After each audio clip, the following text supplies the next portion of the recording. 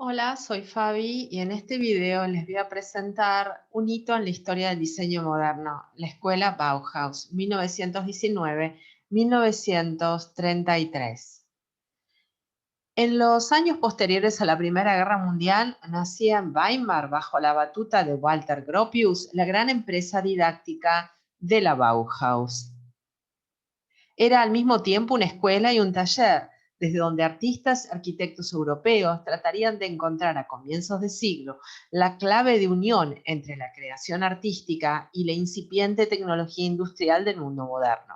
Partiendo de un concepto globalizador de las artes, la enseñanza giraba en torno a diferentes talleres impartidos por artistas que ponían sobre la conciencia general la importancia tanto de la técnica como de la forma consecuente de ella. De aquellos talleres, el que vivió con mayor intensidad la preocupación por el paso conceptual del artesanado a la industria fue sin duda el taller de metal. Pero no solamente eso. La Bauhaus también dejó una impronta impresionante en todo lo que tenga que ver con el mundo de diseño. No hay escuela de diseño actual ni disciplina de diseño que no beba de esas fuentes y que no tenga de manera mítica, si quieren, a la Bauhaus en su corazón. La Bauhaus es leyenda. La Bauhaus tuvo tres etapas, miren, 1919-1923, la segunda 1923-1925, la tercera 1925-1929 y una nueva Bauhaus que se desarrolló en Estados Unidos. En realidad fue cerrada por Hitler, es decir, por el partido nazi, por considerar que hacía arte degenerado. En este collage vemos toda su producción que vamos a ir describiendo en este video de manera resumida. Aquí tenemos a uno de sus fundadores, Walter Gropius, arquitecto alemán, que ya venía con un acervo de diseño y cultural muy importante proveniente de la Deutsche Werkbund, la unión de talleres alemanes. Y en esta fotografía lo vemos junto al edificio de la segunda etapa, la etapa de Dessau, donde este edificio ya tenía relación con lo que allí se enseñaba. ¿Qué significa Bauhaus? Bauhaus es la inversión de la palabra alemana casa de la construcción, Haus, Bau, que a su vez viene de tomar la palabra Bauhütten, que proviene de la Edad Media, las cofradías medievales, donde en las catedrales góticas el diseño se hacía por el todo, es decir, cada rubro, el carpintero, el cantero, el vidriero, el fin de todas sus tareas era lograr el diseño armónico de toda la catedral. Y si bien la catedral gótica no es un diseño conceptualmente moderno, tiene las premisas de esta unión de diferentes disciplinas para lograr un fin. Es decir, el diseño moderno siempre apunta a justificar justamente el porqué de las cosas. Hay tantas frases que podríamos decir: no pongas nada que no esté en tu mente y tu corazón, de William Morris, la estandarización es un homenaje a la calidad, de Gropius. Es decir, un montón de frases del diseño moderno que se van gestando y van, la forma siga la función, justamente también de Louis Sullivan, el maestro arquitectónico estadounidense. Así que ya arrancamos con un hito del diseño, con todo un acervo cultural atrás. Bueno, ahí tenemos una gráfica con la imagen de Gropius y un libro que nos muestra la nueva arquitectura y la Bauhaus de Walter Gropius, Palabra en el tiempo. Todas estas imágenes son emblemáticas y basta googlear para ver que aparecen siempre estas imágenes tan significativas. Entonces, ¿qué fue la Bauhaus dentro del movimiento moderno que se desarrolló de 1900 hasta 1945, el fin y la debacle de Europa con la Segunda Guerra Mundial y el fin de las utopías, 60 millones de muertos, en fin, todo lo que ya conocemos históricamente? Desarrolló junto a otros movimientos paralelos el camino hacia la modernidad, hacia la justificación del diseño, hacia la forma siga la función, a todo esto que mencioné recién con respecto a darle una intención al diseño y no simplemente seguir con la crisis de diseño que venía del siglo XIX. Con respecto a los eclecticismos históricos, los revivals, en fin, que si bien son todos muy bonitos, no había una arquitectura nueva. Y aparte la nueva construcción a través del uso de tecnologías nuevas, el hormigón armado y previamente la estructura en hierro. Aquí tenemos en Dessau, su sede, segunda sede, porque la primera sede va a ser en Weimar, ahora vamos a ver, su edificio más emblemático que aún se conserva. Había quedado del lado de la Alemania oriental después de la guerra cuando se particionó Alemania y aún se conserva y es un museo. También lo vamos a visitar. Entonces, el nombre Bauhaus indica Haus Bau, invertido, y viene de Bauhütten, cofradía medieval, y tiene que ver con la Casa de la Construcción Estatal. Un nombre muy pegadizo y muy fácil de recordar. Esta escuela fue no solo un hito en el diseño moderno, sino que también revolucionó la enseñanza de todas las disciplinas relacionadas con la arquitectura. Es decir, que todo lo que se enseñaba apuntaba a poder cerrar el edificio completo. Por eso hay diferentes talleres que vamos a ir viendo y visitando para que vean qué maravilla. Fue cerrada por Hitler por considerarla, al ser arte moderno, pensante, un arte degenerado. Obviamente estaba muy equivocado, como todo lo que nos legó Hitler, pero es importante ver este punto, ¿no? Hasta qué punto revolucionó los cimientos de la sociedad. Una Alemania que estaba en un estado lamentable económico, con hiperinflación, disgregada, que dio pie para que surgiera un régimen como el nazismo, ¿no? Pero este milagro del diseño, este milagro que hicieron estos alumnos y sus profesores en un contexto económico tan adverso, social y amenazante, es invaluable, es leyenda realmente. Y es un orgullo para los que enseñamos diseño tenerla siempre presente y usar sus preceptos, sus legados, sus conceptos y transmitirlos a los alumnos. Bueno, aquí ya estamos viendo que la construcción moderna siempre va a tener, vieron, planta libre, va a estar sujeta al plan de necesidades, no a una estética, diríamos, como veníamos viendo en toda la arquitectura anterior, que las paredes no son portantes, entonces hay libertad de acción en cuanto al diseño, que hay voladizos, que hay, es decir, con el hormigón o el hierro uno puede expandirse en el espacio sin necesidad de ménsulas pesadas, que nada es decorativo, que todo es funcional, y que si yo tengo este cartel que dice Bauhaus, tiene una función de ser, ¿no? Aunque quede bonito, no es simplemente decorativo, no, indica de qué se trata el edificio. Entonces, acristalamientos corridos, paredes libres de ser portantes, planta libre, plan de necesidades, ninguna decoración superflua, eso es la arquitectura moderna. Y puede estar relacionada tanto con la parte técnica de construcción en hormigón o en hierro. En el caso de la Bauhaus, fue construida en hormigón armado. Y esto que parece tan, pero tan moderno, sí, está bien, es moderno, porque la modernidad es hasta el 45, después viene la posmodernidad, la arquitectura contemporánea. Así que lo que vemos hoy, que nos parece tan moderno, sería como una especie de volver a la vida de toda esta arquitectura racionalista. Hay que dividir la arquitectura moderna entre racionalista y orgánica. Ambas comparten todas estas premisas que acabo de mencionarles y que podemos ver en esta magnífica foto de la Bauhaus original. Planta libre, según la función y el plan de necesidades. ¿Qué necesitaba la escuela? Talleres, aulas, oficinas, espacio para dormitorios, ya que era como una especie de ciudad universitaria. Acristalamientos corridos, ya que las paredes no son portantes, ya no tengo que estar sujeto a ventanas chicas o a ventanas que van del piso al techo en forma angosta, como la clásica ventana francesa que se ve durante toda la trayectoria de los siglos anteriores. Y, por supuesto, no hay elementos decorativos, ni neoclásicos, ni rococó, ni barrocos, ni vuelta al pasado de ninguna clase. Y me permite una gran iluminación interior y los voladizos, como estamos viendo acá en el porche de entrada, que no necesitan esas ménsulas grandes que se necesitaban antes de estos cambios arquitectónicos tan revolucionarios que son de la mano de la revolución industrial, ya que necesitamos acerías para hacer las vigas. Inmediatamente después aparece el descubrimiento de Lambot con la mezcla con el hormigón, con el concreto, y surge el hormigón armado. Bueno, vamos a ver acá un poquito esta escuela cuando era una escuela estatal.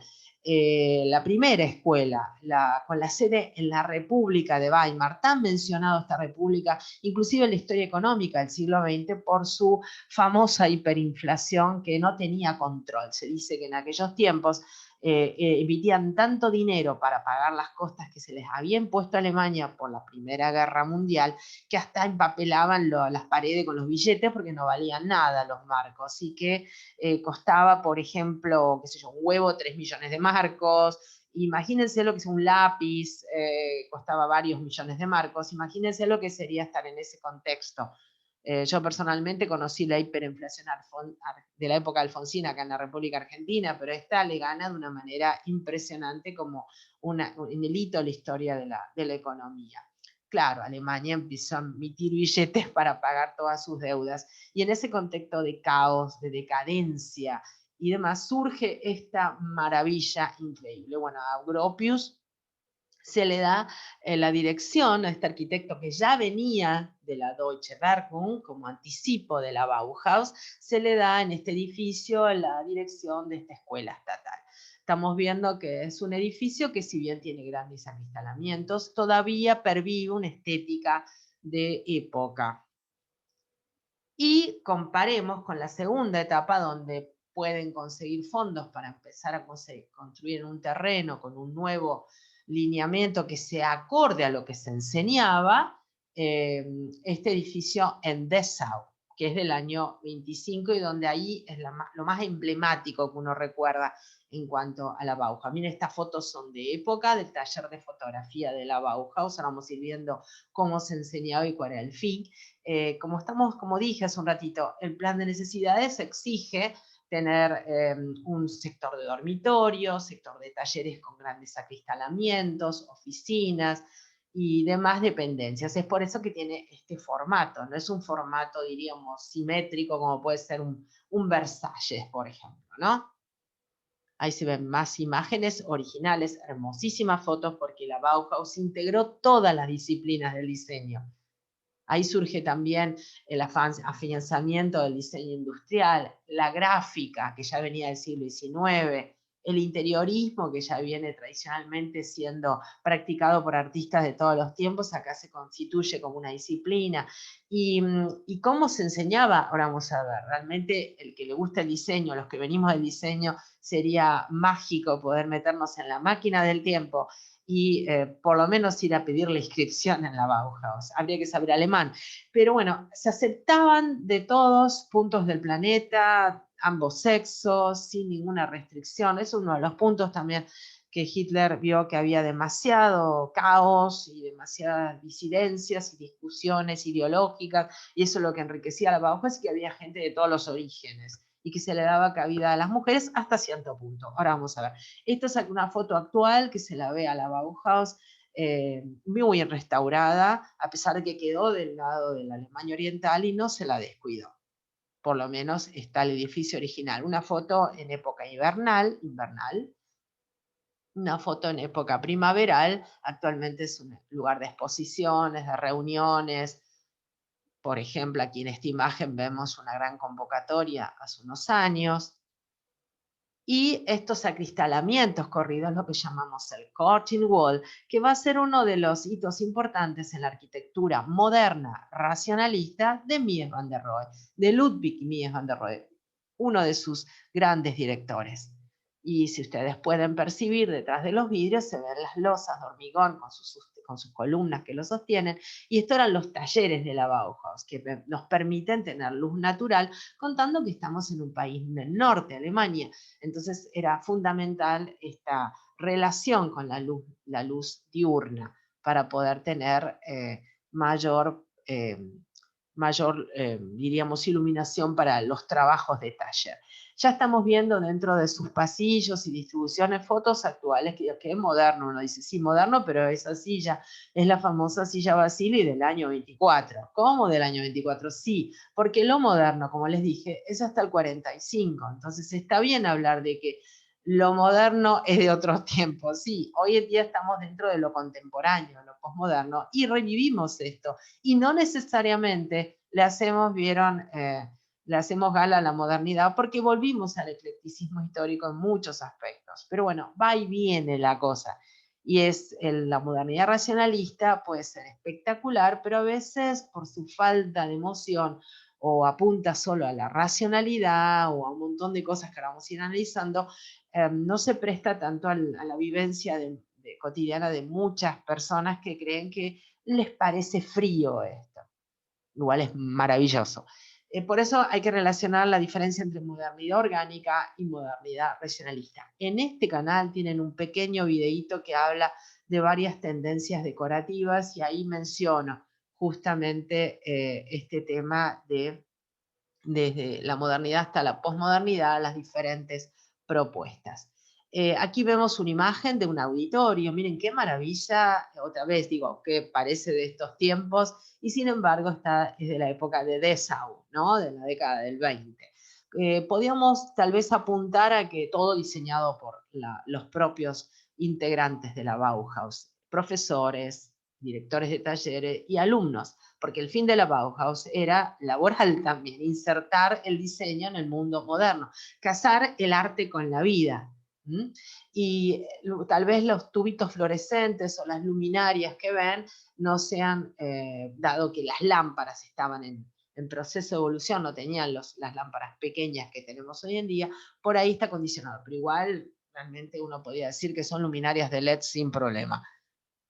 Otras imágenes de la célebre escuela, fíjense que no hay nada decorativo superfluo, ahí están los voladizos en cuanto a que los balcones, vieron, están empotrados en la estructura y sobresalen sin necesidad de ménsulas.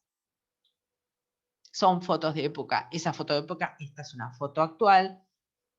Ahí se ve otra imagen para que vean cómo está distribuido la cuestión de la planta del edificio, del plano. Pasillos circulatorios, más imágenes actuales y a través del curtain wall, el cerramiento cortina, se puede percibir las estructuras de hormigón. Y por supuesto, si yo tenía que tener una escuela de estas características y siendo como una especie de lugar que convocaba gente de todas partes del mundo, necesitaba tener dormitorios para los estudiantes y casas para los maestros. Entonces tenemos las casas de los maestros de la Bauhaus que diseñó Gropius. Y cuando uno ve esto dice, ¡ay, qué moderno! Claro, es lo que está de moda hoy en día. Claro, esto es la modernidad racionalista. Hay una diferencia con la modernidad orgánica. Les tiro una casa famosa, la casa de la cascada de Wright, por ahí les suena. Bueno, esa casa está inserta en el medio ambiente y si bien tiene todas las premisas de la arquitectura moderna que mencionamos ya, se adapta a ese lugar. Esto vieron, si bien está en el terreno, se ha respetado la arboleda, etcétera, podría, diríamos, colocarse en cualquier otra parte del planeta y se insertaría igual.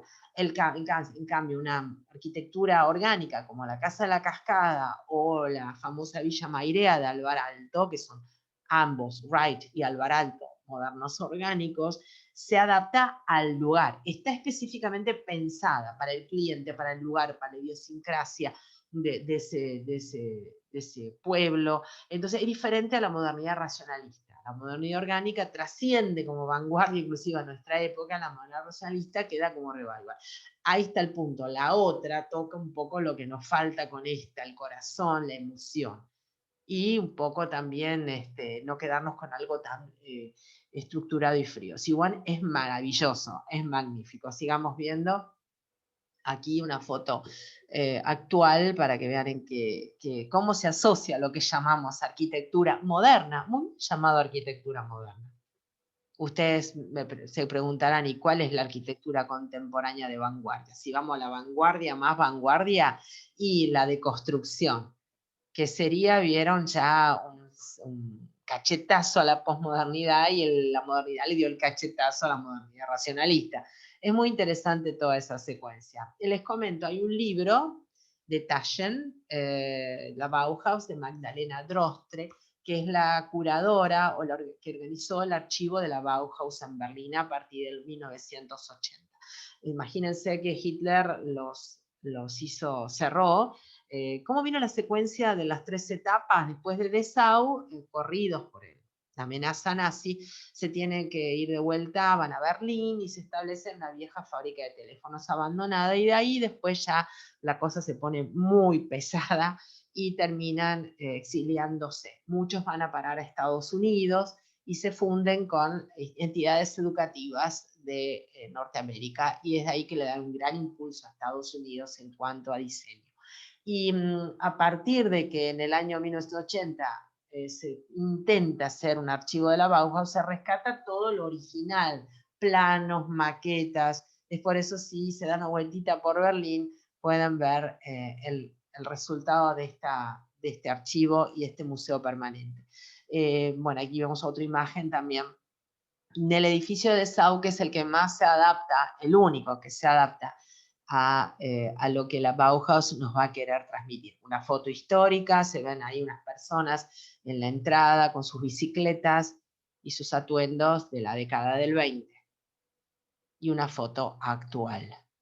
Estos son los cortes de los planos de la Bauhaus, con todo se puede ver las losas de hormigón, la libertad total de no tener, vieron, la necesidad de tener paredes gruesas, de excesivas columnas, y una foto que nos muestra que realmente no es muy moderno, racionalista, obviamente, acristalamientos, hormigón, líneas rectas, ángulos rectos, hay curvas cuando son necesarias, la forma sigue la función, que es una frase que acuñó Sullivan, no pertenece a la Bauhaus, pero que ya ha dado el campo a la modernidad. El célebre arquitecto norteamericano, gestor de los primeros rascacielos en Chicago, Louis Sullivan.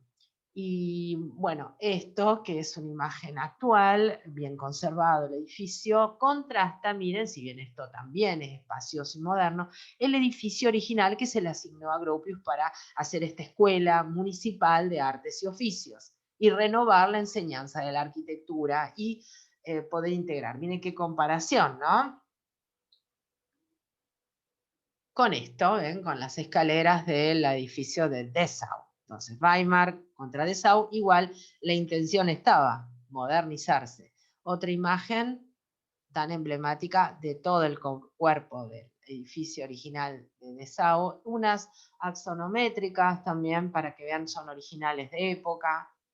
Y atención, porque estos talleres provienen de lo que ya se había hecho en la Deutsche Werkbund, la Unión Alemana de Talleres, que ahí está el nombre, miren, Deutsche Werkbund, cómo viene la secuencia. Alemania viene muy preparada en toda la historia del arte ya para caer en esto, obviamente. Su ascetismo, su visión, diríamos hasta menos romántica del arte, a excepciones, por supuesto, que las hay, me viene a la mente Friedrich, pero como artista, pero Alemania ya tenía un acervo cultural que desemboca en esto. ¿Y cómo viene la secuencia? El Art Nouveau, miren, el Art Nouveau surge de la secesión, de la Wiener Secession. Entonces viene, por un lado, la secesión vienesa, después viene la berlinesa, viene la Deutsche, es decir, sería la parte del Art Nouveau, que es justamente como le dice el término, arte nuevo, a fines del siglo XIX. Después viene la Deutsche Werbung como consecuencia, y después viene la Bauhaus. Entonces venimos de la secesión, la Deutsche Werbung y la Bauhaus. Y esto que ven parecería muy bauhausiano, pero Gropius, que fue expositor y también partícipe de la Deutsche Werkbund, obviamente que no está tan alejado de lo que van a hacer en la Bauhaus, ¿no? Entonces recuerden que esto viene de antes, no surge de un repollo de la nada, no, para nada. Y no es el único movimiento moderno. Existe el movimiento Stil, que ya lo vamos a tratar en este canal, en Holanda, en 1917, en 1931, existe el purismo francés con Le Corbusier como gran arquitecto referente, pero ¿qué tiene de importancia la Bauhaus? Es que fue escuela y revolucionó la enseñanza del diseño. no solamente fueron creadores. Bueno, hoy en día le llamamos a esta estética estilo Bauhaus. Sí, como las casas que vimos hace un rato, pero como no nos conformamos con ese ascetismo tan frío, como diríamos, se le coloca algún revestimiento, ¿ven? Hace una textura, una piel, como dicen los arquitectos. Entonces hoy en día la Bauhaus es un estilo también, no es una vanguardia, las vanguardias siguen teniendo, vieron, importancia, trascendencia de cambio, pero mucha gente que no conoce la historia del diseño moderno diría, pero qué moderno, qué actual. Este es el estilo Bauhaus actual con todo el mobiliario que vamos a ir tratando, porque la Bauhaus enseñaba de todo, y quién no conoce este conjunto Barcelona, pero inserto dentro de una estética contemporánea, donde se permite tener eh, ciertas decoraciones, ciertos caprichos de colocar por ahí cosas por el simple gusto de hacerlas y no estar sujeto solo a la forma, siga la función y no poner nada superfluo. Y eso es lo que logramos hoy en día con el estilo moderno de todas las manifestaciones de principios del siglo XX. Este es el manifiesto, como escuela revolucionaria, como movimiento revolucionario, debe tener un manifiesto.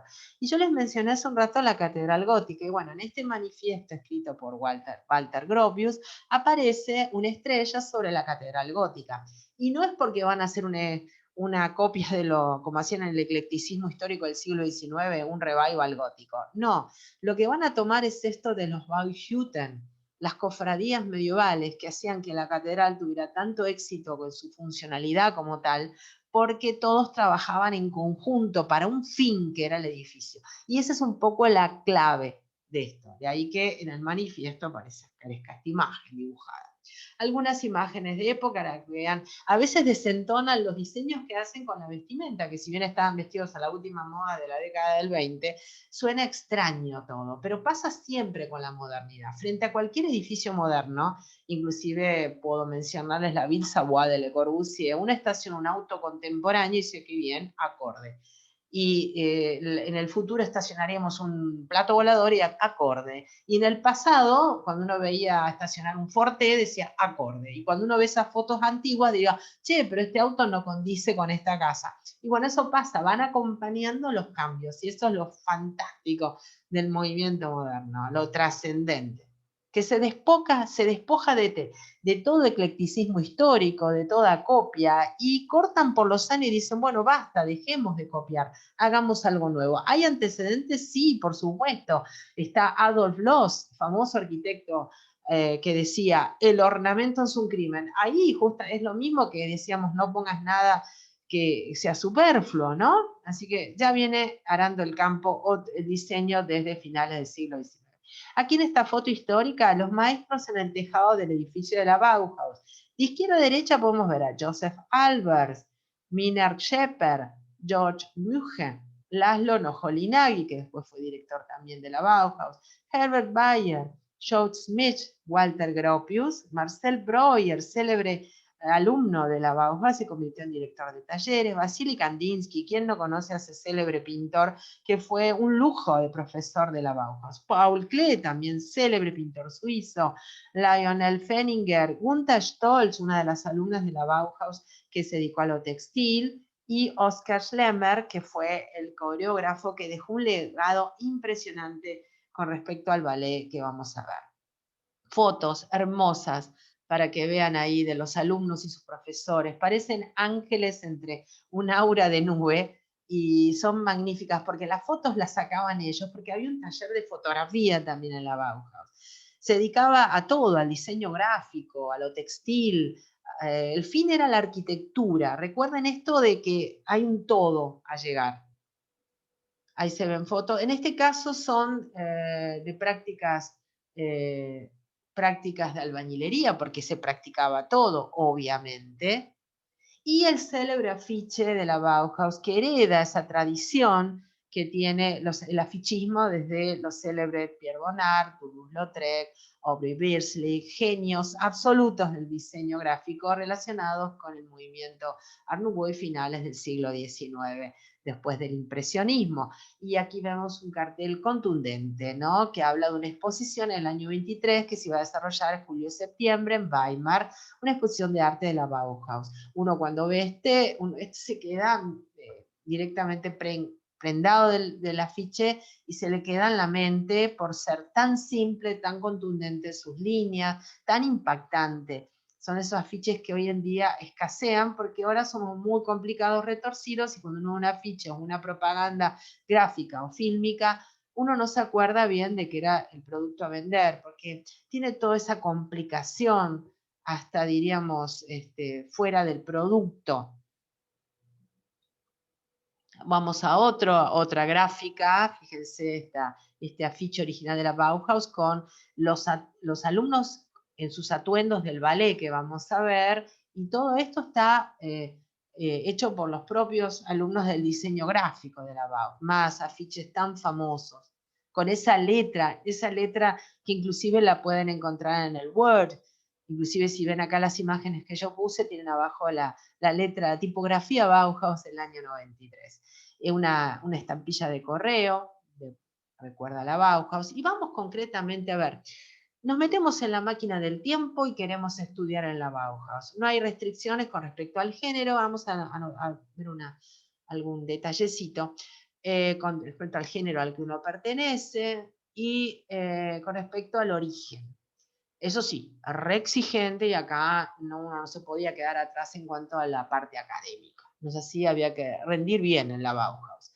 Vemos un plan de estudios que se nos ofrecía para poder ver de qué se trata toda esta elaboración de revolucionar la enseñanza, que hasta ese momento estaba como, diríamos, separada, y algunos diseños eran incipientemente nuevos, como el industrial. El gráfico venía ya con estos pintores mencionados, el interior venía siendo practicado por los pintores decoradores de toda la vida, entre ellos vengo a la mente Miguel Ángel y su famosa decoración de la Capilla Sixtina, y había que tratar de batallar un poco esa cuestión de que la enseñanza de la arquitectura era muy preciosista, excelentes dibujos, pero estaban siempre copiando, siempre ese eclecticismo histórico, y los planos eran maravillosos, pero los diseños se habían quedado sin poder evolucionar, ¿no? Y habían aparecido estos arquitectos que empezaban a revolucionar, como el caso que mencioné de Adolf Loos, que dice que el ornamento era un crimen, y aparecen las primeras construcciones en hormigón armado.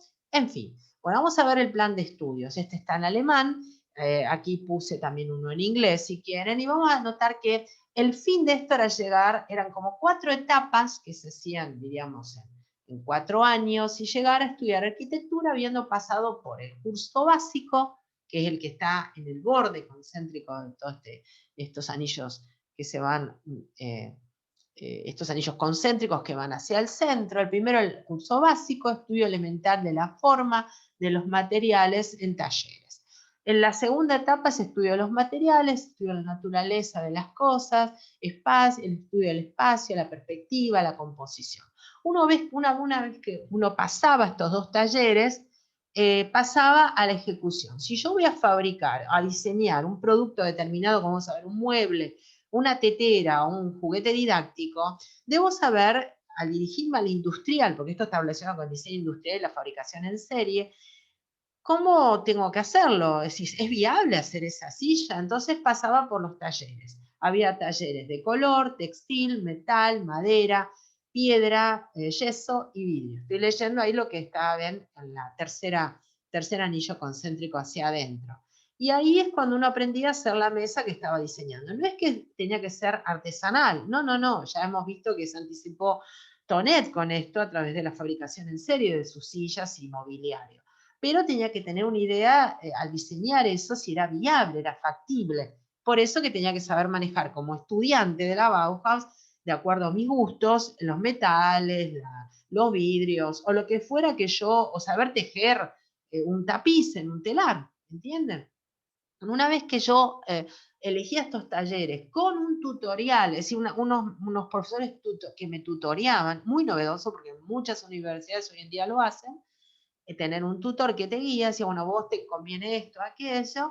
Ahí recién que se aprobaban las 3 etapas se pasaba al taller de arquitectura. ¿Cuál fue la única crítica que le podemos hacer? Y esto es culpa de Gropius, que consideraba que las mujeres tenemos mente romántica y podíamos volver a caer en el eclecticismo histórico, es que las mujeres no podían entrar al taller de arquitectura. Se recibían con honores, como pasó con Gunther Stolz o con Marianne Brandt en sus talleres correspondientes, y se convertían en profesores de la Bauhaus si quieren, pero no podían ser arquitectas. Bueno, Gropius habría que revisar esto en el tiempo. Y sí pasó en la nueva Bauhaus en Estados Unidos que se admitieron. Y qué lindo esto, dice, el arte viene primero. Y si uno arma el arte, todo viene después. Y hay una grifería, una canilla. En fin, lo que dijimos, siempre todas estas frases que engalanan el diseño moderno, la forma sigue la función. Y si está bien diseñado, es bello. El arte siempre está inherente al buen diseño, al diseño pensado, al diseño que no se aleja de la función y la intención.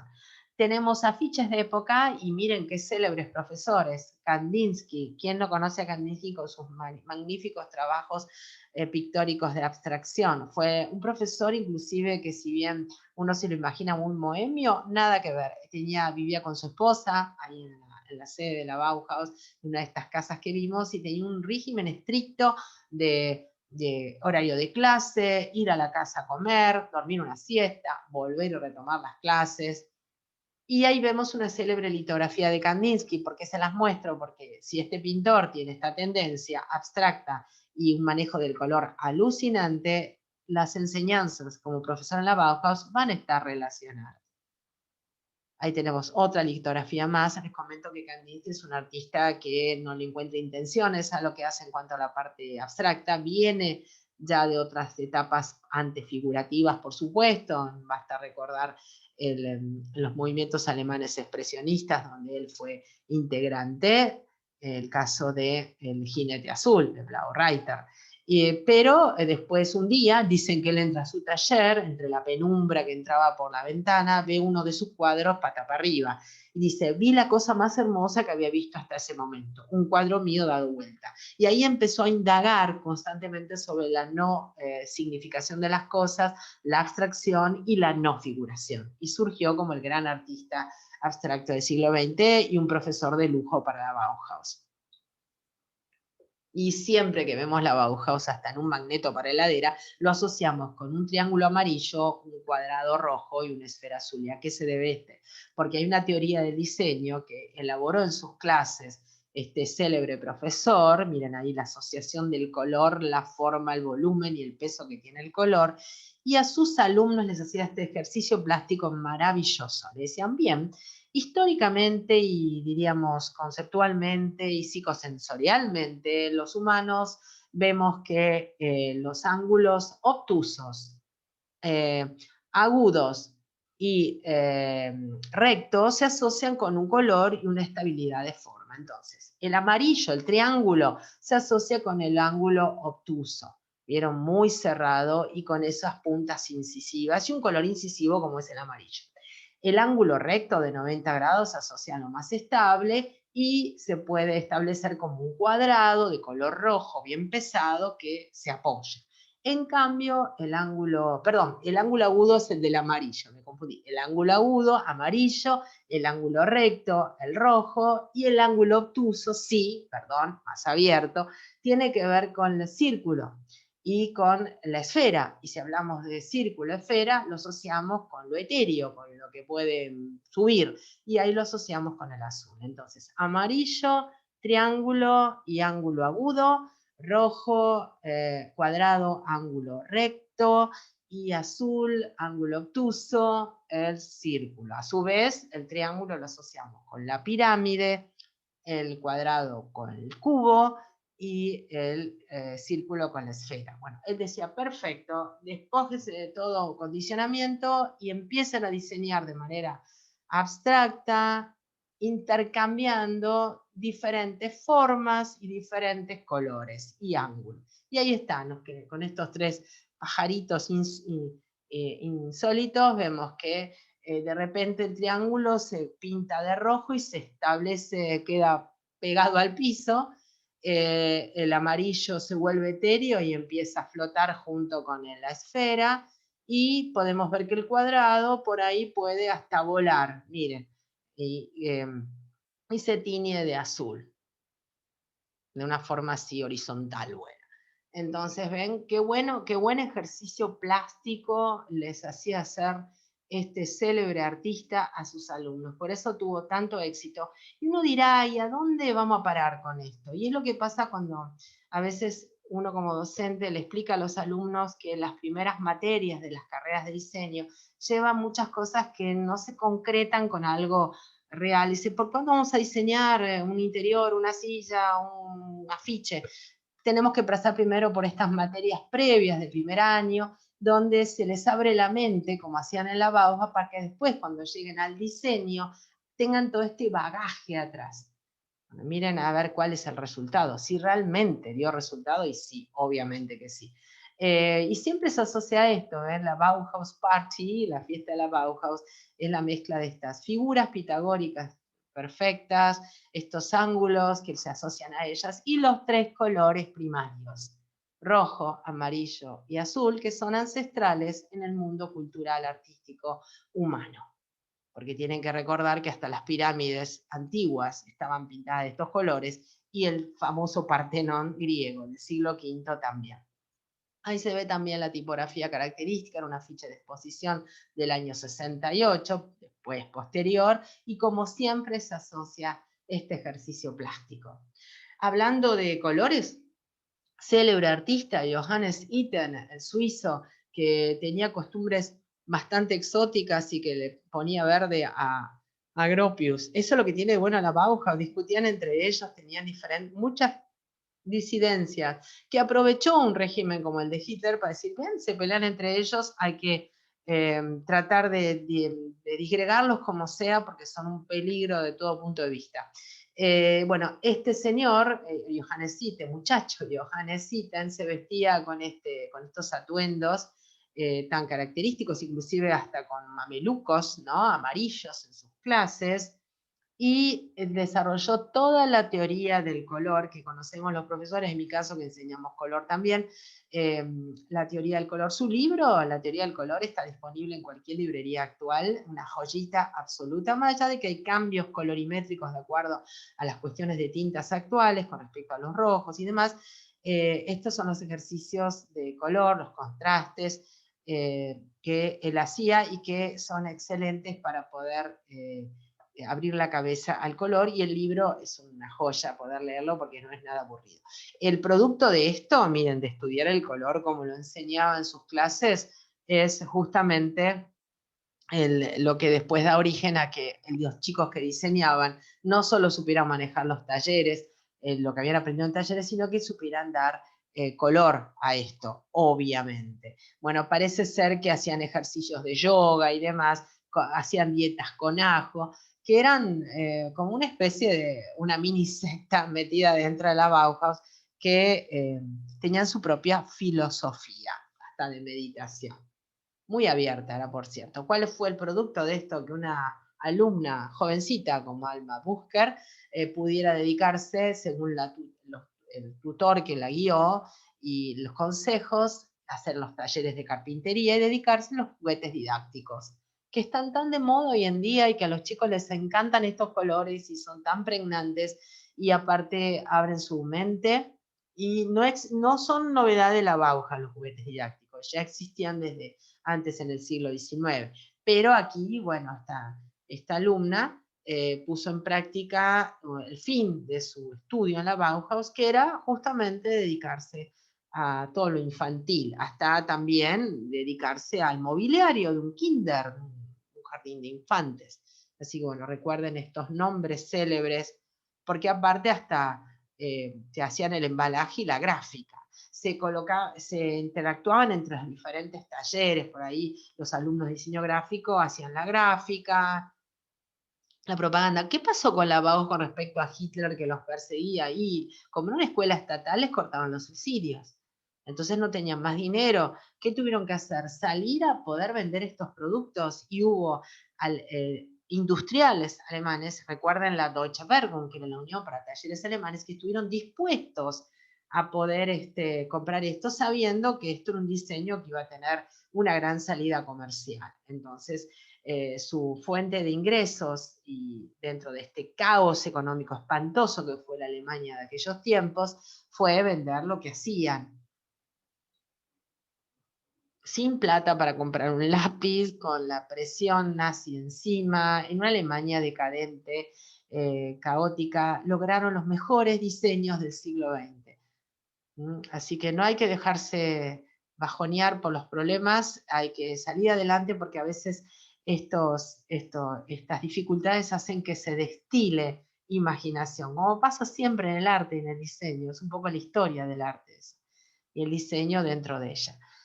También mobiliario, estas especies de mesitas nido, como se llaman dentro de la tipología de la historia del mueble. Ojo que vamos a tener muebles de carpintería tradicional con encastres tradicionales y los muebles nuevos, que van a ser los muebles tubulares, los muebles, vieron, estructurales, que se hacen ya desde la época de Tonet, ensamblando con tornillos y demás, y no con los encastres de carpintería. Hay que diferenciar el mueble macizo del mueble estructural. Este es un mueble macizo porque usa encastres de carpintería tradicionales, no así el diseño no es tradicional. Miren qué buenos diseños para el kindergarten que hizo esta célebre alumna, que no tuvo oportunidad de entrar al taller de arquitectura porque su condición femenina en ese momento no se lo permitió. Aquí tenemos también en este libro, que habla de justamente esta escuela de artes y oficios que fue la Bauhaus. No confundir porque existió la escuela de William Morris a partir de 1860 de artes y oficios, también precursor de toda esta modernidad. William Morris es el que dijo no pongas nada que no esté en tu mente y tu corazón, y ya estamos hablando del diseño moderno en ese concepto de frase. Y vemos que abajo tenemos también de otra gran alumna de Stolz, un tejido, una alfombra haciendo juego, y la clásica cunita que diseña esta chica con las premisas bauhausianas. Miren, qué hito del diseño es esto. Simple, básico y genial, por cierto. Más diseños para que vean ahí toda la secuencia, 25, 26, 27, 28, 29, todo lo que se fue haciendo y vamos a ir viendo. Y esto que a mí me fascina personalmente, que es el juego de ajedrez de uno de los alumnos de la Bauhaus, un juego de lujo, según dice este afiche, que fue diseñado para el producto en cuestión, que también fue vendida su patente, ¿no? Vamos a ver de qué se trata. Este juego maravilloso diseñado por Joseph Hartwig, que diseñó una serie de piezas de ajedrez para la Bauhaus del año 23 y 24, que incorporaron algunos de los principios básicos de la escuela. Simetría, angularidad, abstracción y nitidez. ¿Saben jugar al ajedrez? ¿Saben cómo se mueven las fichas? Bueno, en un tablero ya saben de 8 casilleros por lado. Las fichas son los obreros, el alfil, la torre, el caballo. Y vemos que cada uno tiene un movimiento.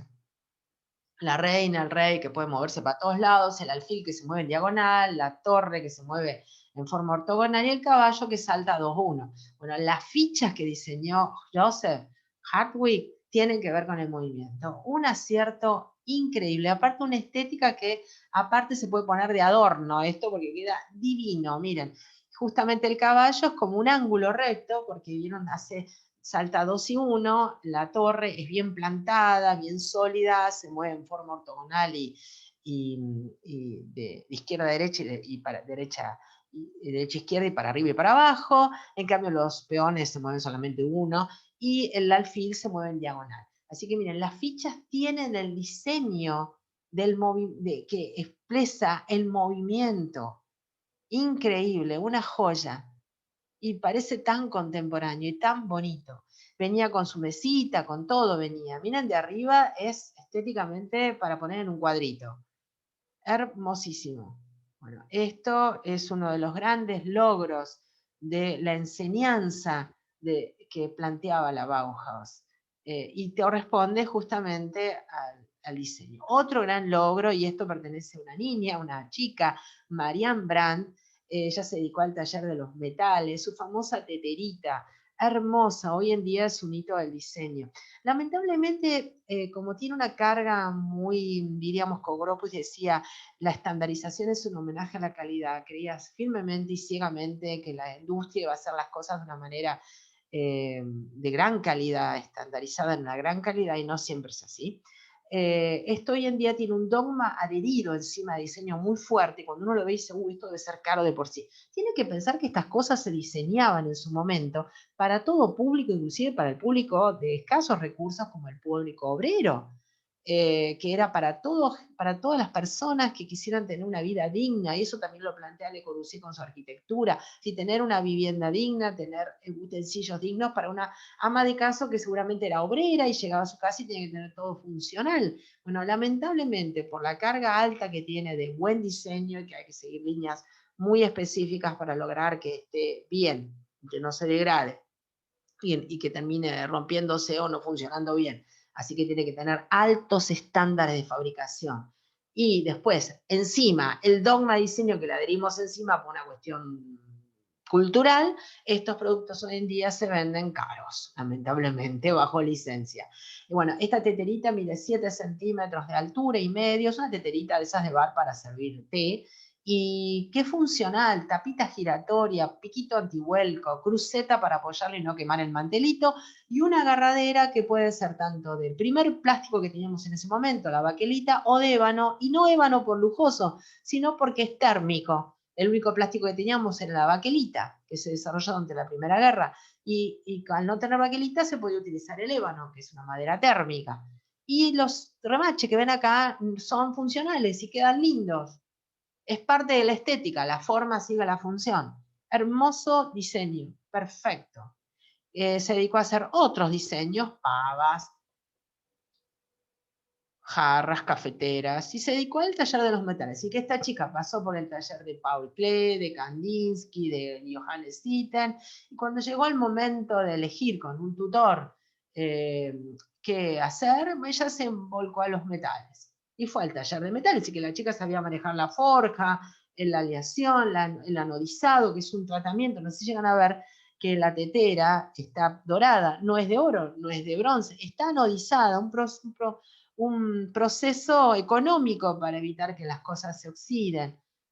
Y hoy en día está muy de moda lo anodizado porque me permite dar un color a lo metalizado, no solamente plateado y dorado, también me permite dar, qué sé yo, color rojo, verde, fucsia, amarillo. Es decir, eso, uno ve esos clásicos ceniceros, acá en mi país los de Gancia o demás, o de Fernet Branca, que son históricos de los bares de San Telmo, que son de hojalata, como esto es hojalata, lo de la tetera. Y están anodizados de un color, vieron, no sé yo, rosado. Es decir, es metálico con un color, y ese es el proceso de anodizado.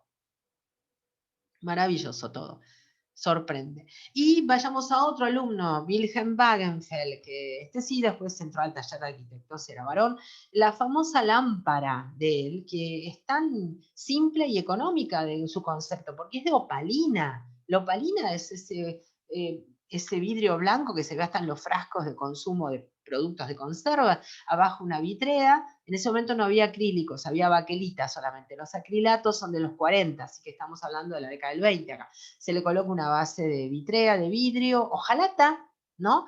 Y un vidrio opalino blanco. Y como siempre, el cable a la vista, el interruptor a la vista, y comparado a la época que había en esta misma época. Y por ahí una tulipa victoriana.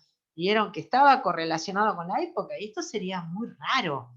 Muy poca gente que quisiera consumir esto. No, en Alemania hubo gente, por eso esto después se vendió para que lo fabricaran industrialmente y pudieron conseguir algún sustento a los alumnos. Alguien fue visionario y dijo, yo voy a comprar la patente de esto. Y sí, había gente que quería volcarse a esto. Esta lámpara que hasta se ve emblemáticamente en películas postmodernas como las de Almodóvar, esa es la clásica lámpara Wagenfeld, que hoy en día, les vuelvo a mencionar, se vende con una carga alta de costo por este dogma de diseño que tiene adherido. Hermosa lámpara. Otros productos de Wilhelm Wagenfeld y que están muy de moda hoy en día también.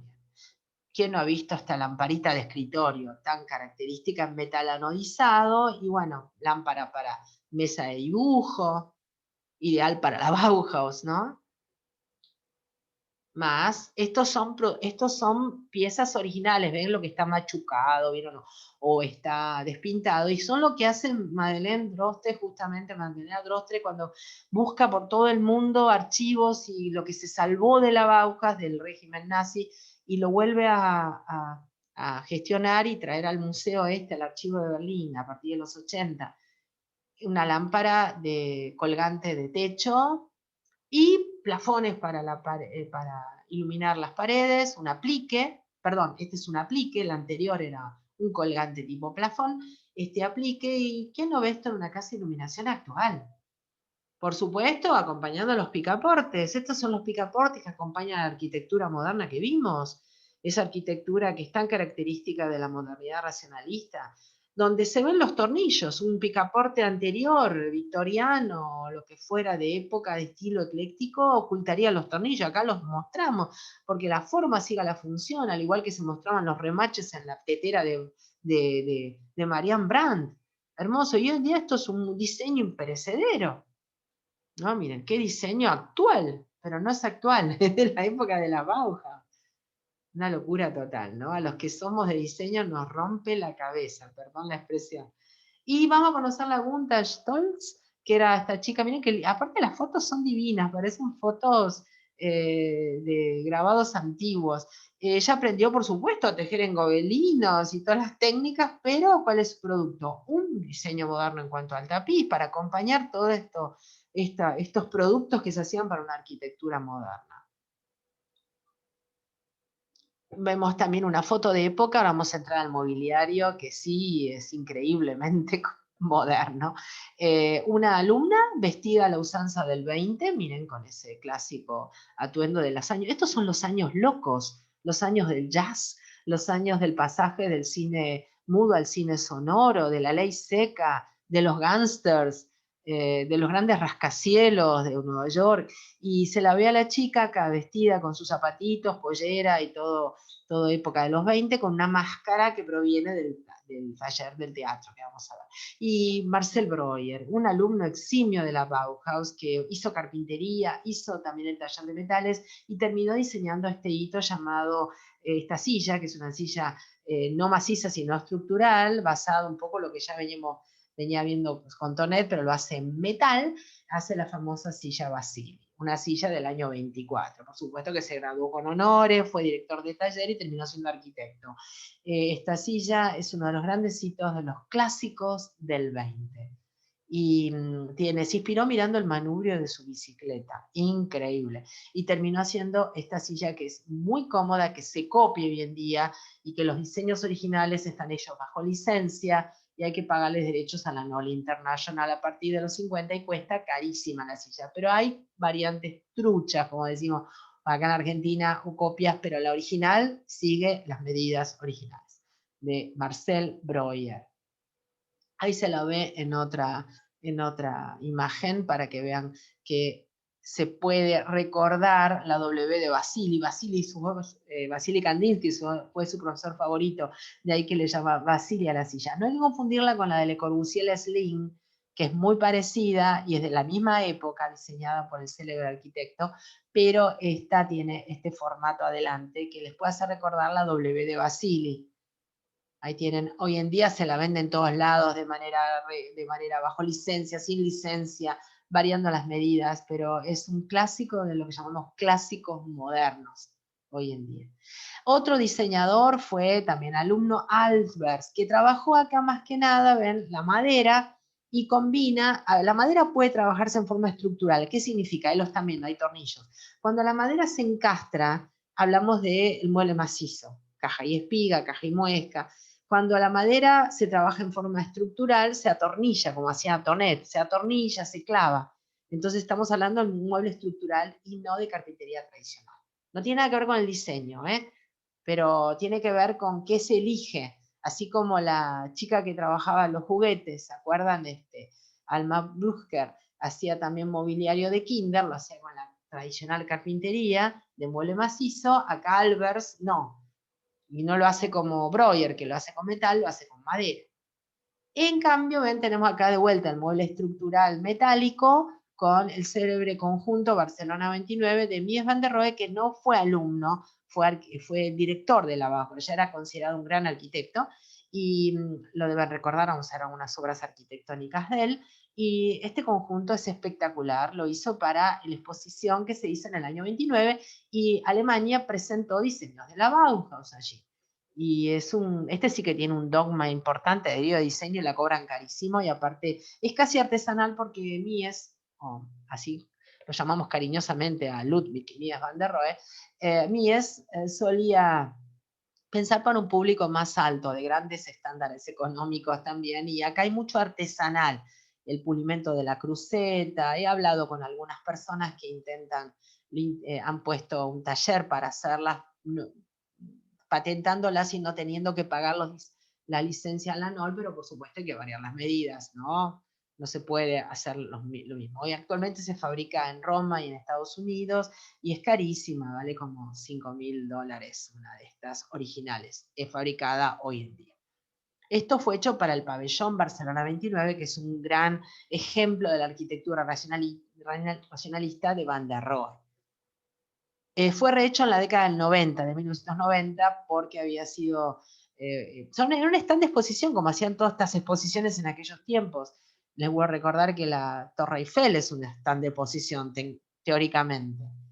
Se hizo para que Francia pusiera la tecnología en hierro. Se supone que se tenían que demoler estas cosas.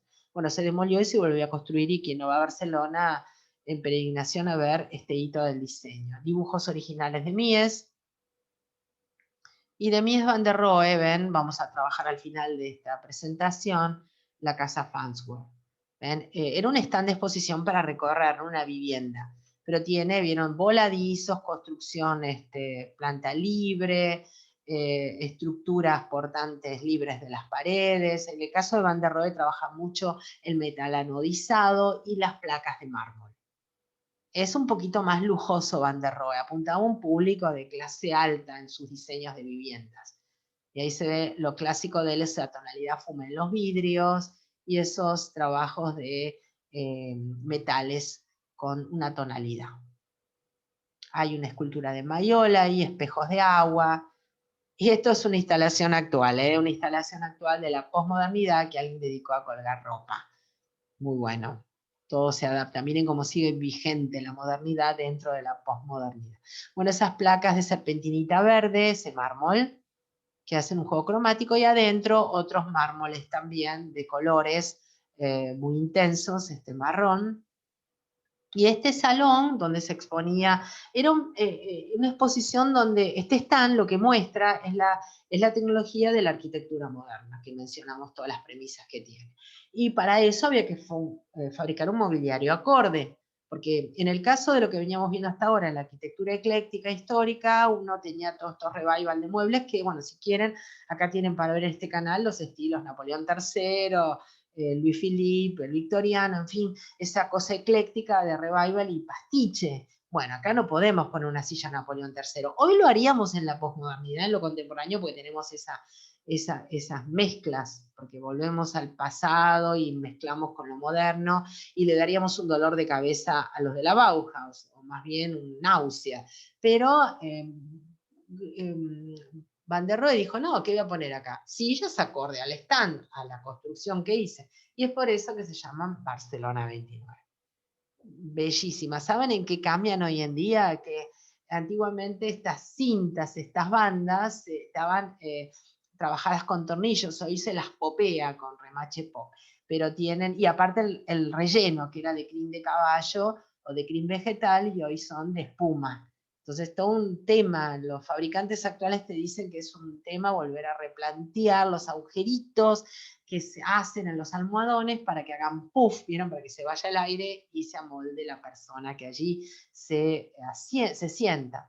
Es muy difícil, se lo voy a señalar acá, miren, me contaba un fabricante actual que intentó copiarla por varios meses en el año 2004 para patentar su modelo y no pagar derechos a la NOL, variando las medidas, obviamente, unos milímetros. Esta cruceta es artesanal, es un trabajo de matricero pulido a mano, es una pieza entera, única, maravilloso. Esa hay que variarle las medidas y se suele partir cuando uno le cambia las medidas originales. Pero, vieron, si no hay que pagar los derechos a la NOL, y ya no se puede vender o fabricar de acuerdo a uno lo que quiera hacer un emprendimiento personal. Yo particularmente me inclino a pensar de usar las originales, pero son tan caras, les digo, $5.000 vale, traída de Roma, con la licencia de la NOL International, que son esta familia de diseñadores holandeses que compran los derechos de los clásicos modernos a partir de los 50 y a ellos hay que pagar los derechos. Así que cambiaron los tornillos por los pop y el relleno del tapizado. Se hace en cuero, en cuerina, cuero ecológico como quieran hoy en día, en negro, en blanco. Las originales para el pabellón Barcelona eran blancas de cuero. Hoy en día, inclusive en el taller de Roma, hay unas costureras que cosen a mano todos los recuadros de cuero seleccionados y después ponen todo el capitoneado, ¿no? Con los botones. Recorriendo el pabellón, es un pabellón sumamente armónico y estético. Y hay una leyenda que dicen que los reyes de España recorrieron el pabellón y dijeron, como visitantes de la muestra, acostumbrados al Palacio de Madrid tan rococó, les pareció intimidante tanta modernidad, no se ubicaban. Y no se sentaron y ni probaron esos sillones, que en realidad no son sillones porque no tienen apoyabrazos, pues se les llama silla Barcelona. Parecen sillones, re cómodos, por cierto. Y un transeúnte en común, como nosotros, que iría a pasear y quisiera probarla, se sentó y Van der Rohe, que estaba ahí, le dijo, oiga, levántese que no diseñé esta silla para su clase social. He diseñado otras para su clase social. Y bueno, castigo, los reyes de España no se sentaron. En fin, esas anécdotas que quedan. No sé si serán verdad, pero que son muy pintorescas. Bueno, ahí están los espejos de agua. Qué moderno uno dice esto. Sí, es moderno, es racionalismo moderno. Obviamente, modernidad racionalista, un poquito subida de costo para Van der Rohe. Hermoso, ¿eh? El pabellón Barcelona, todas estas virtudes de la arquitectura moderna, vamos a relacionarlo con la casa Farnsworth. Y ahí se ve en primer plano este clásico del 20. Hoy en día hablamos de clásicos del 20. Los que somos diseñadores lo sabemos, eso. Cualquier folleto de manifiesto acá en Buenos Aires, o de Classic Now, o de la NOL International, o internacional, hablamos de clásicos del 20, a los muebles que están hechos con estos diseñadores emblemáticos en todos los movimientos de estos tiempos, Steel, purismo francés, Bauhaus, etcétera, etcétera, etcétera, y Eileen Gray, por ejemplo, Robert Marl Stevens, en fin, hablamos de clásicos del 20 hasta el 45, los que están diseñados hasta el 45, y los clásicos del 50, los del 50 al 70. Y aquí vemos justamente la célebre silla Barcelona 29. Les comento acá en Buenos Aires, si son de acá, pueden probar las originales en cuanto a diseño, ¿no? Que son de la Bauhaus, de la época de la Bauhaus. En el Teatro San Martín, como fue hecho en la década del 50, en el salón de acceso, están estos asientos. Y en aquellos tiempos no había, vieron, fabricantes como ahora que la copian, no pagando derechos, no, estaban las que venían de la NOR. Y es público el lugar, así que pueden probar ahí, sentarse ahí, como le digo a mis alumnos, y probar qué cómodas que eran. Y como lugar público, digo, ¿no? Teatro San Martín es un lugar público, pueden probar las originales. Y no de las tantas que van a ver en los edificios actuales que se colocan como, en los halls de ahora se coloca como un hito del diseño. Por eso tiene tanta dogma del diseño adherido que uno cree, ya la ve y dice, qué cara que es. Más, pueden pasarse horas mirando tele acá que no hay problema, es re cómoda. Viene acompañado con la banqueta, con el escabel, esto que podía ser el sillón del psicólogo, el diván, sí, perfecto. Y hay una película que se hizo hace unos años, El Pabellón Alemán, que habla del tema de esto, un cortometraje del 2010, producido por María José Díez Álvarez, búsquenlo en internet, que habla de la historia del pabellón alemán del año 29. Dentro de los clásicos del 20 tenemos no solo la versión 29, sino tenemos la silla patín, la que está a la derecha, y la del medio, la Brno, o Bruno, como le llaman acá en Buenos Aires, pero en realidad es Brno, porque remite a la ciudad checoslovaca, y que son hitos en el diseño actual, que son las que Van der Rohe dijo, oiga, yo diseñé sillas para gente común como usted, siéntese en ellas.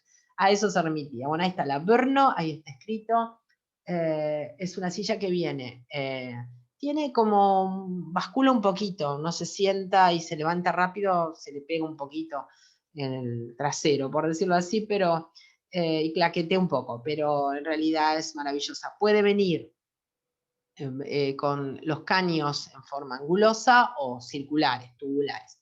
Y puede venir de licencia original, que estas sillas no bajan con licencia de la NOR en $2000. La Barcelona vale mucho más, pero pueden conseguirla en un montón de fabricantes que alternativamente cambian sus medidas para no pagar derechos y te la fabrican. Y viene tanto en forma de caño más cuadrado como redondito. Ahí va los modelos, ¿ven? Con puñitos de apoyo. ¿Ven? Hay varios. Brno, acuérdense, todas del año 20, esta es del 23. Fíjense cómo se la publicita, porque los diseños modernos, estos clásicos del 20 y del 50, son como, parece que tuvieran vida, se los puede, no como la silla de estilo, que uno la mira de frente siempre. Esto se puede ver de todas partes. Una vez en una documental me encantó la definición que parecen animales, como que tienen su propia animalidad, tienen su propia vida. Buenísimo, la Pernod con algunas variantes no propias de Van der Rohe colocarle capitoné, pero como Van der Rohe ya venía capitoneando, vieron eso de los botones, ¿no? La Barcelona 29, que no lo hace por gusto estético, sino por una cuestión de mayor consistencia del tapizado. Uno lo puede asociar con lo victoriano por ahí, o con el Louis Philippe o Napoleón III. No viene por ese lado el capitoné, no, viene por una cuestión de estructura del tapizado. Hoy en día ven estos contemporáneos, lo que llamamos hoy decoración contemporánea, donde aparecen pisos de madera, puede ser un flotante moderno, pero contemporáneo, perdón, pero se inserta la Barcelona, las sillas estas, la Brno, y aparece una mesa que es clásica de Le Corbusier, ¿no? Un diseño de él, y atrás aparece una especie de cómoda o con cajones y unas vasijas metalizadas. Y todo esto no integra lo que como decoraban ellos en su momento, integran como nosotros decoramos hoy en día en lo contemporáneo.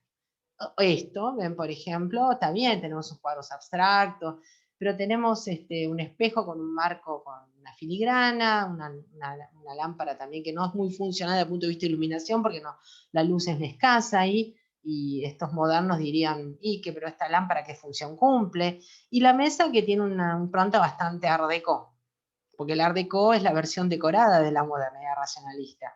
Entonces suena esto moderno de los 30, uno dice. En cambio, cuando uno ve a la Verno, dice moderno de cuándo, de ahora, ¿no? Como pasa con la Basile. Y hoy en día también podemos colocar un kilim, ¿no? Una alfombra tejida sin pelos.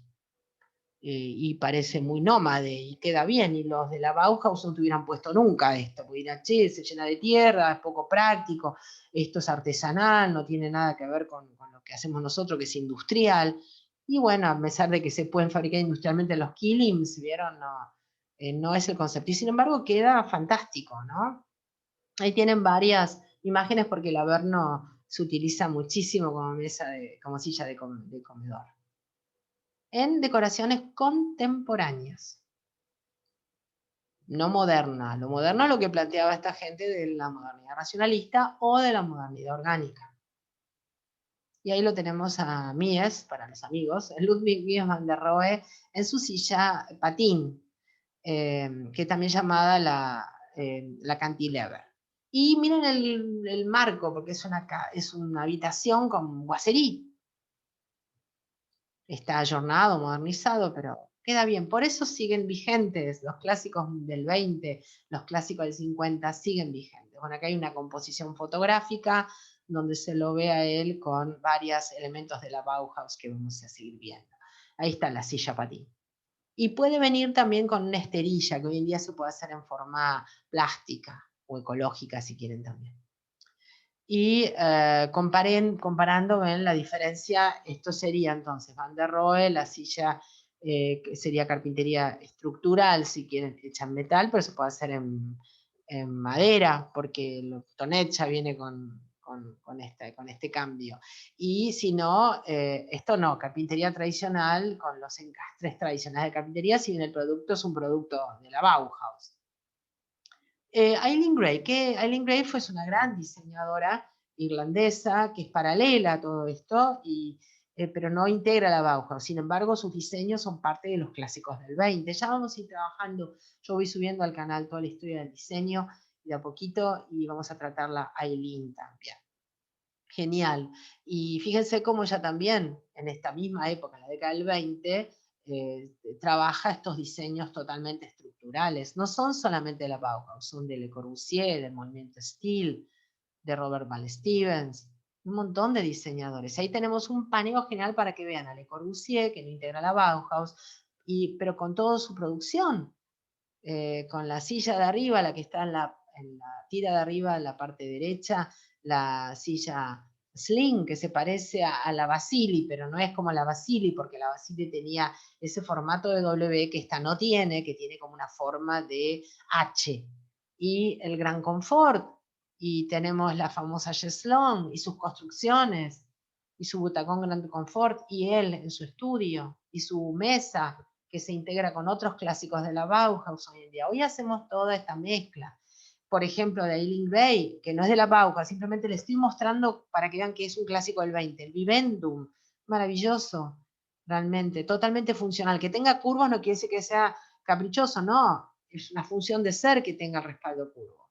Lo que pasa es que Eileen Gray se va a dejar seducir por el Art Deco, que es esta versión decorada del racionalismo. Entonces vamos a tener la vertiente de ella, por un lado racionalista, la usanza bauhausiana si quieren, y por otro lado la vertiente más Art Deco, más de los 20 o los 30. Estos de Gran Confort de Le Corbusier, se los hago paralelo para que vean simplemente, este video es de la Bauhaus, pero que corre paralelo, que en el año 24 Le Corbusier te sale con este diseño, que es un hito de la modernidad, un clásico del 20, este también, y son viejas ya, del año 24, sin embargo cuando uno las ve dice que es moderna, ¿no? Lo mismo pasa con la Basile de Breuer, no nos dejaron nada para nosotros, la verdad que esta gente se diseñó todo, cortaron por lo sano, dijeron basta de copiar, basta de hacer eclecticismo histórico, partamos de las premisas básicas de lo que es lo moderno. Y vamos a uno de los productos de la Bauhaus que tuvo más trascendencia y más exitosos de todos los tiempos, que es el ballet triádico. Esta foto divina de los estudiantes de la Bauhaus con los atuendos diseñados por ellos mismos y dirigidos por el director Oskar Schlemmer, el famoso coreógrafo, con música de Hindemith, de Paul Hindemith, un ballet que remite a lo esencial del diseño de todos los tiempos, que es el número 3, los colores primarios. A ver, el ballet triádico, el número 3, como podemos ver en el título del propio ballet, condicionaba la estructura del montaje. Estaba dividido en 3 secciones que contenían 12 danzas para las que eran necesarios 18 vestidos. Cada sección estaba relacionada con un color propio y evolucionaba desde el humor hasta la seriedad. La parte amarilla se caracterizaba por tener un tono alegre y burlesco, la rosa por su carácter ceremonioso y solemne, y la negra por la mezcla de la fantasía y lo misterioso o mistérico, como decimos hoy en día en el arte, lo algo, ¿no? Ahí se ven imágenes sacadas por el taller de los chicos que hacían fotografía, que estaban relacionados más con diseño gráfico. Recuerden que la Bauhaus era una escuela que bajo la tutoría de los profesores que los guiaban, se elegía lo más afín a cada uno, o lo que tenían más predisposición. Este ballet se puede ver, sí, en internet, después se los voy a linkear acá abajo en los comentarios. Miren qué lindos atuendos. Hoy en día se hacen representaciones, todo es interesantísimo. El total el ballet dura menos de 40 minutos, se los recomiendo ver entero. Ahí se ve de Oskar Schlemmer, el famoso coreógrafo que dirigía este taller en la Bauhaus, diferentes bosquejos y dibujos con todos los atuendos que aparte diseñaban y llevaban a cabo los alumnos.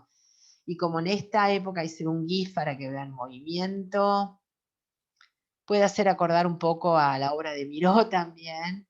Es divino el ballet. Después se los paso acá abajo en los comentarios para que lo puedan ver. Y ahí se lo ve a Oskar Schlemmer con algunas directrices de cómo se diseñaba todo esta coreografía del ballet triádico. Fotos que se sacaban en la terraza de la Bauhaus de Dessau, la escuela más moderna, si quieren, adaptada a la época, y de los alumnos. el taller de teatro era alternativa a hacer todos los demás talleres como van a formarse.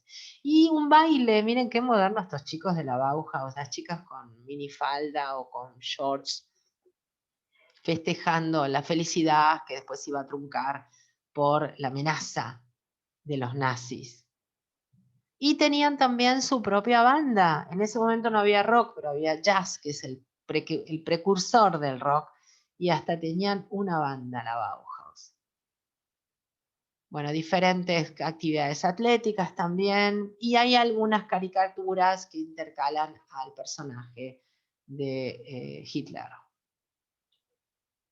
Esa es la letra Bauhaus que está en el Word, ¿no? Del año 93. Es un poco densa para escribir un texto completo, pero sí es buenísima para poder hacer propagandas y demás, como vamos a ver. Bueno, ahí tenemos algunos artes vida, hay que casar el arte con la vida, el célebre afiche de la exposición de la Bauhaus, que fue copiado de una manera total y a veces sin tener conocimiento de eso, uno dice, qué lindo afiche. Miren, este afiche donde se ve esta exhibición, que también lo copia, es un afiche del año 2009. Y este que a mí me encanta, y yo le leo a los alumnos este aviso publicitario del año 2006 del Autobora de Volkswagen, y que lo que está ahí escrito dice, la forma está supeditada a la función.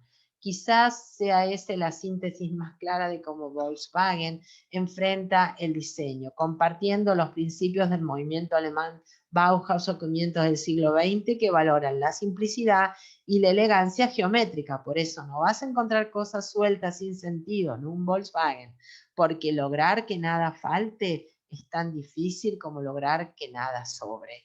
Genial, absolutamente genial. Tuvo un éxito brutal este afiche y aunque no supiéramos la existencia de la Bauhaus, realmente dio en el clavo el diseñador gráfico del siglo XXI, copiando el célebre afiche o bebiendo de aquellas fuentes, inspirándose en él.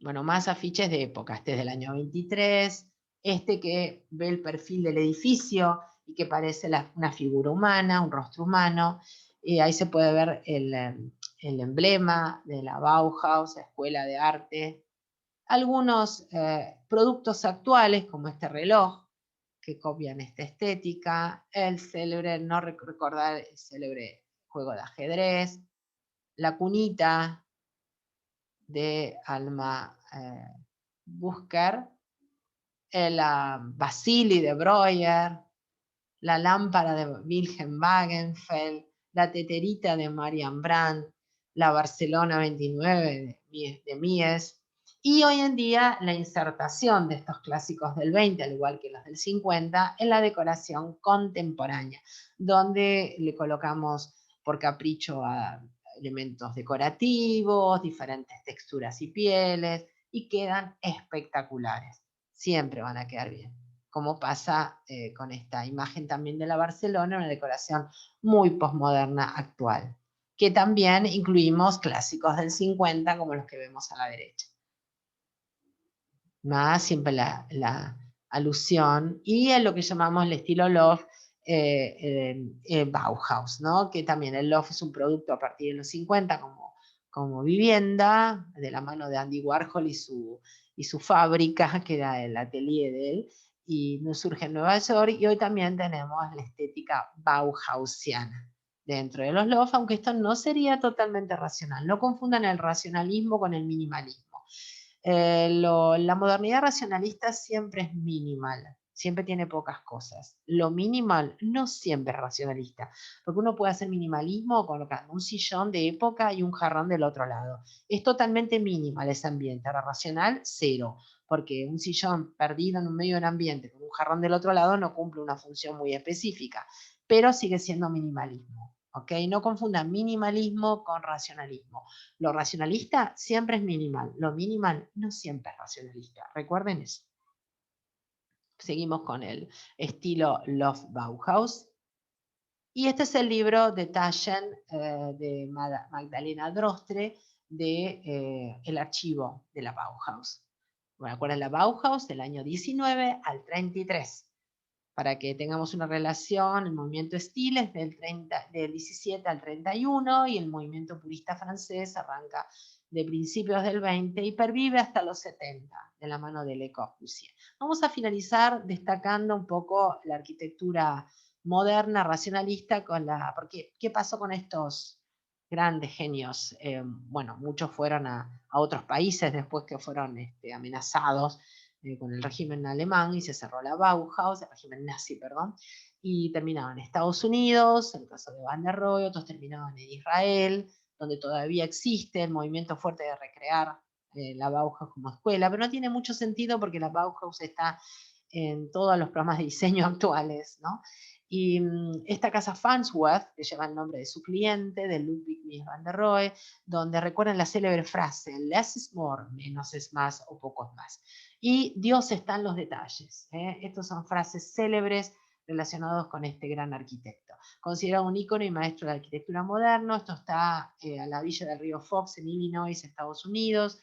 La construcción fue del año 46 al 51, una materialidad de acero y vidrio, una superficie de 342.2 kilómetros cuadrados, totalmente racionalista la casa Farnsworth. Se nos va a hacer recordar a simple vista al pabellón Barcelona. Este es el plano donde cumple, es una casa con todos sus ambientes necesarios, cerca del lago.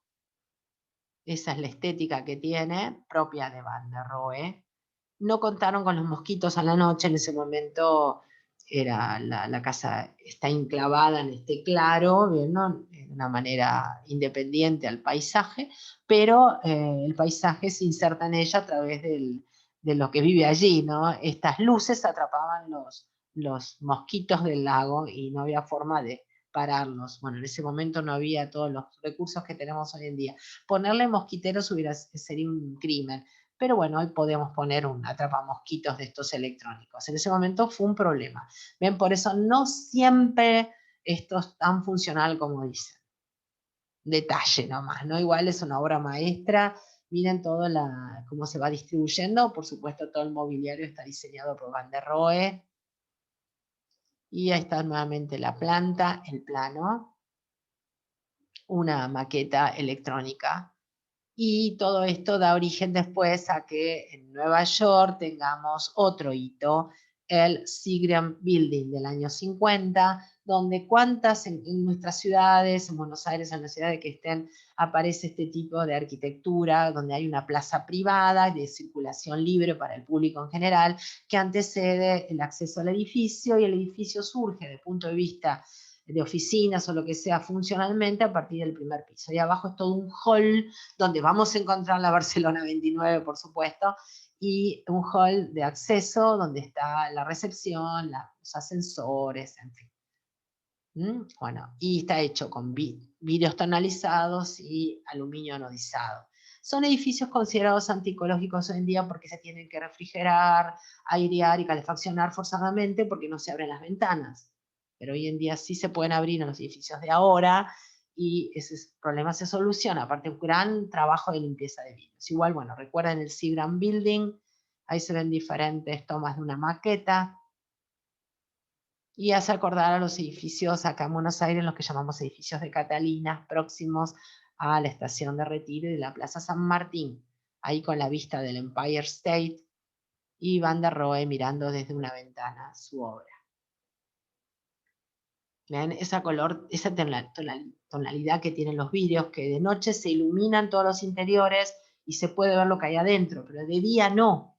De día es como que rebota. Y aparte hay una cuestión paisajística, porque refleja todo lo que hay enfrente, así que el edificio se inserta dentro del urbanismo de una manera particular. Hay que tomar en cuenta que se refleja sobre el edificio. ¿Ven? Miren qué lindo, la planta de abajo está libre. En las oficinas o diferentes dependencias se empiezan a partir de la primera planta. Estos son los interiores, doble altura. Esto ya lo trabajó Wright en su modernidad orgánica también, hablando de Estados Unidos. Estas son las oficinas que al principio causaban mucho temor en la gente que trabajaba acá porque era todo muy abierto, muy vidriado, daba sensación de inseguridad. Es lo que pasa hoy en día con la gente que vive en estos edificios actualmente revival de racionalismo, todos vidriados, casas de mucho vidrio, se sienten como que el viento golpea, se sienten inseguros frente a un día de lluvia. No es solamente, vieron, el tema de tener vistas, a veces hace falta un poquito de contención más concreta con respecto a las paredes. Pero bueno, eso es psicosensorial de cada persona, ¿no es así? Y ahí se puede ver, ven, el aspecto que tienen el edificio en cuestión, que también plantea una gran limpieza. Obviamente, hay que tener personal que se cuelgue para poder limpiarlo. Bueno, y por último, les paso esta imagen, esta postal, con mis alumnos, yo estoy acá con ellos, en una exposición que se hizo en el año 2018, El mundo entero es una Bauhaus, se hizo en el Museo Nacional de Arte Decorativo Palacio Errázuriz, aquí en Buenos Aires, y en los salones Renacimiento y demás, se expuso toda la producción que este curador de manera brillante hizo sobre que el mundo entero es una Bauhaus. Obviamente, el diseño lo tenemos presente todo el tiempo. Hasta estaba también las performances del ballet Trialgo, que recuerden, se los voy a pasar.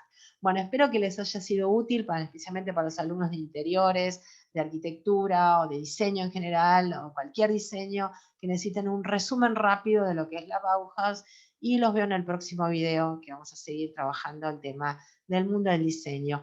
Muchas gracias y hasta la próxima. Recuerden ver el ballet triádico, abajo les dejo linkeado el link.